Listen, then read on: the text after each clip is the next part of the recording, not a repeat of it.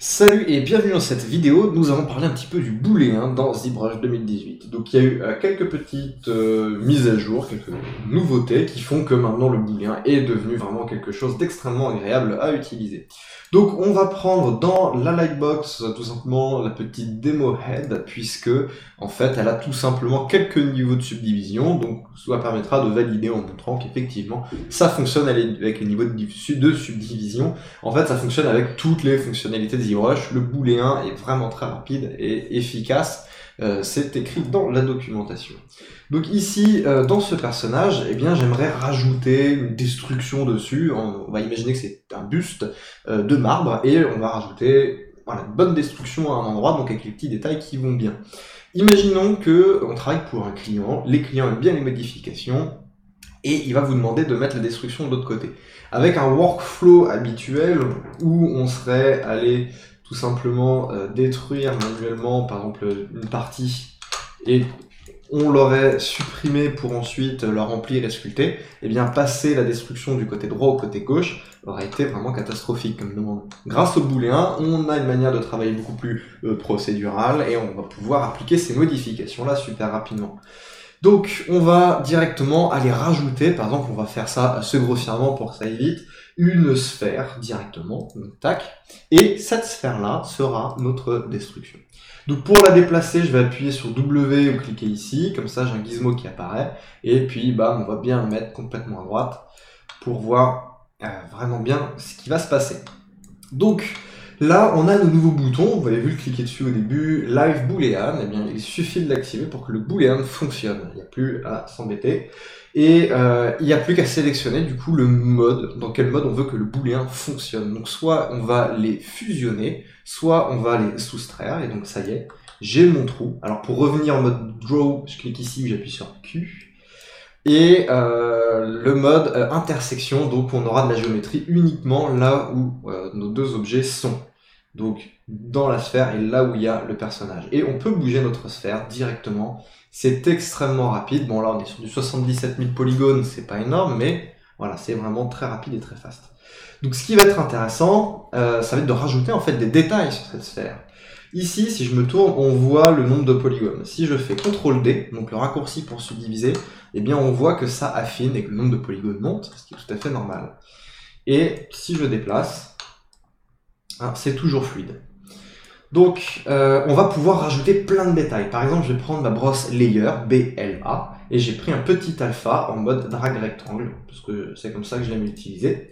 Et je vais cliquer directement sur l'endroit que je veux sculpter, et on voit que c'est tout à fait fluide, et on peut parfaitement aller sculpter le résultat de ce booléen. Donc je suis sur la sphère, d'accord. Si je vais sur mon personnage, eh bien on n'a pas du tout le même résultat. Je reviens sur ma sphère, ça ne change rien. Donc tout simplement, en fait, on va sculpter notre sphère. Si je clique sur Solo, eh bien je vois ma sphère et je vais appliquer tout simplement de la géométrie dessus. Et c'est cette nouvelle forme qui va faire le booléen sur mon objet. Donc on va pouvoir aller assez loin. Je vais faire CTRL-Z puisqu'il y a une petite option de surface qui est vraiment intéressante dans ZBrush. Alors, surface va utiliser des noise, donc généralement j'étais en mode, je vais plutôt le faire dans ma texture derrière. En displacement, tout ce genre de choses, rarement dans ZBrush, mais écoutez, là maintenant avec le booléen c'est devenu plutôt très pratique. On va cliquer sur le Lightbox Noise Maker, et avec la version 4.8, eh bien on a plein de nouveaux bruits.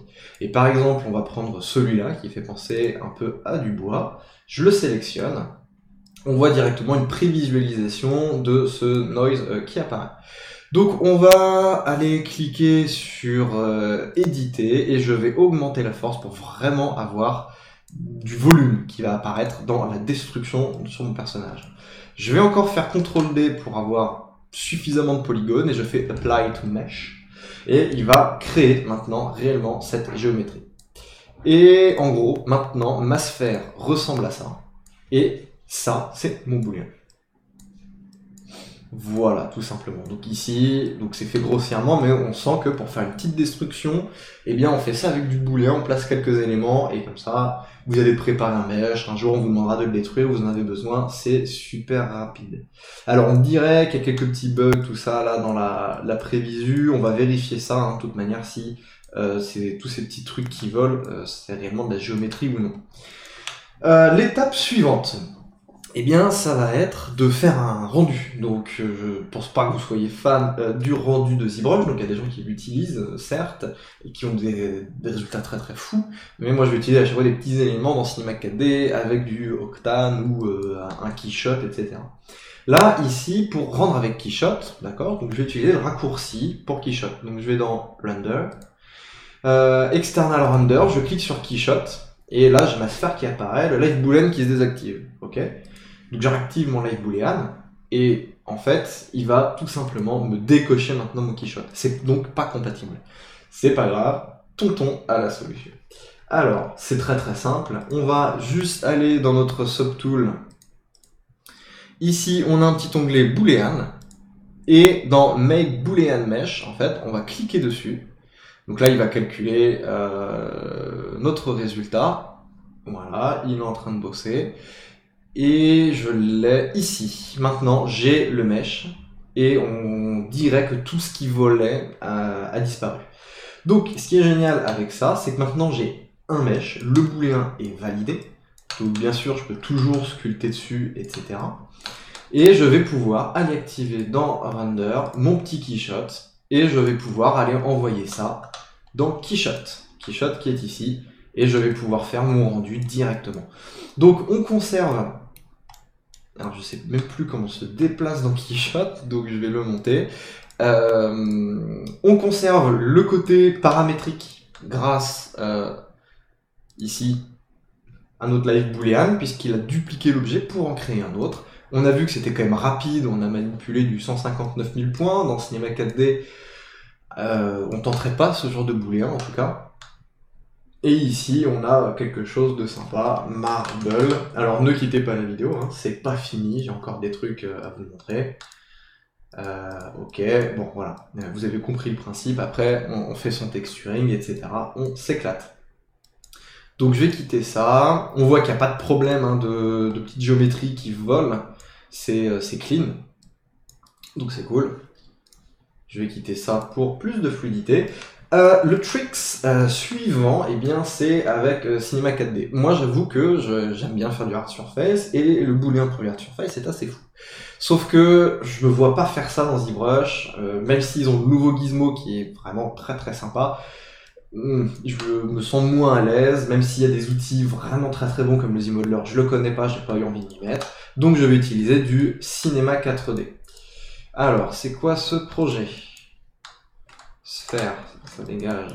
Normalement, j'ai autre chose. Normalement, j'ai un cube. Light setup, Bon, bah écoutez, j'ai un truc de merde ici, c'est pas grave, je sais pas pourquoi le projet n'a pas fonctionné. Donc, ici, c'est vraiment un projet pour montrer, mais en gros, vous créez vos objets. J'ai mon objet de base, que j'appelais base. J'ai envie de le mixer avec ce corps cylindrique que j'appelle add, et tous les objets qui seront en soustraction, je les ai mixés ensemble pour les avoir en soustraction. Comme ça, j'ai que 3 choses à manipuler, c'est beaucoup plus rapide. Ici, j'ai des objets qui se croisent. Cinema 4D n'apprécie pas du tout quand 2 géométries se croisent et que vous allez mettre ça dans du booléen. Donc du coup, ça devient casse-pied, il faut faire une grosse structure et rapidement Cinema 4D va commencer à faire des petits caprices, donc c'est assez casse-pied. Donc ici, j'ai préparé tout ça. Alors je vais quitter mon ZBrush parce que si je fais le ghost quand il est allumé, bah, ça fait planter. Il y aura sans doute un fixe, c'est peut-être mon PC. Octane ne fonctionne plus de toute manière, donc enfin, voilà, c'est sans doute mon PC. Voilà, donc je sélectionne tout, on fait script, on installe le Gauze. Il y a une vidéo sur la chaîne si vous ne connaissez pas le Gauze. J'espère que le son reste bon, je me suis vu ramer. Et voilà, on va avoir tout ça qui arrive dans ZBrush. Alors pendant que ça rame, je vais vous parler du coup de la Motion Designers Community, donc le groupe Facebook français où vous allez pouvoir tout simplement partager vos travaux, des trucs grave cool que vous avez trouvés dans le coin, etc. Donc c'est vraiment génial. Vous avez également le Discord si vous avez envie de discuter avec des gens. Il y a un onglet inspiration par exemple. Et voilà, on partage plein de trucs sympas que tout le monde a vu. Donc c'est très communautaire et vraiment très sympa. Et si vous êtes un bon créateur, original, tout ça, vous avez la Motion Designers Community où vous pouvez être retagué si vous utilisez le hashtag MDC Community, MD Community. Voilà, vous pourrez avoir votre création partagée sur cette page. Donc vraiment, en profitez-en. Voilà, petit instant pub terminé. On est dans notre ZBrush, parfait. Le timing fou. Donc là, je rajoute mon objet, je clique sur Edit. Et j'ai mon objet, donc superbe création. C'est un asset que j'ai créé pour No Skyland. Non, No Man's Sky, yes. Oh, la petite boutade difficile à sortir. Alors, Subtool. Le base, on va le laisser en haut. Le soustraction, on va le mettre en mode soustraction. Le add, on va le laisser en mode d'addition. Et on va cliquer sur Live Boolean. Et bam, j'ai le résultat. Alors, pas tout à fait. On aurait aimé avoir des trous ici. C'est tout simplement parce qu'en fait, il va utiliser en mode layer, en mode calque, d'accord. Donc, il va prendre le base, faire la soustraction et rajouter le cylindre. Donc, je prends mon cylindre, je clique ici pour le mettre juste au-dessus. Et hop, ça update. Et là maintenant j'ai mes petits trous, j'ai tous mes objets de booléen qui ont fonctionné. Ça fait mon trou. Voilà, tout est parfait. Booléen, on ferait un make boolean mesh. Et voilà, on a un super modèle pour du rendu, etc. Waouh, c'est pas le en cacahuète. Ce qui est vraiment cool par rapport à avant, en fait, c'est qu'avant il fallait utiliser le Dynamesh pour pouvoir activer, créer ce booléen. Et le Dynamesh allait vous mettre énormément de polygones partout. Ici, si je regarde un petit peu eh bien, ma topologie, on voit que certes c'est des triangles, tout est tiré, mais j'ai pas plein de polygones là-dedans, et pourtant ma coupure est clean, et elle est nette. Donc c'est plutôt cool, si vous voulez, ça permet de garder des modèles beaucoup plus légers qu'avant. Donc bien sûr, comme vous l'avez vu, si on veut subdiviser, non, ça ne fonctionne pas. Bon, enfin, c'est parfaitement normal quoi, sur un objet comme ça, bien pourri. N'hésitez pas à nous rejoindre en fait parce qu'il y a un événement le 21 avril. Voilà, de la MDC Community, c'est le numéro 2 à Paris, et en fait, il va y avoir énormément de monde, il y a 200 places, et il n'y en reste plus que 10, donc c'est bientôt, dépêchez-vous. Quand vous allez sur les groupes Motion Designers Community, vous allez avoir les liens rapidement. Tac, tac, tac. Le With Event, c'est sur With Event, vous avez les liens dans la description de la vidéo en tout cas.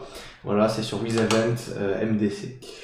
J'espère que cette vidéo vous a plu, j'espère vous revoir très bientôt sur tous ces groupes et dans l'espace commentaire si vous avez des questions. Moi je vous dis à bientôt, ciao.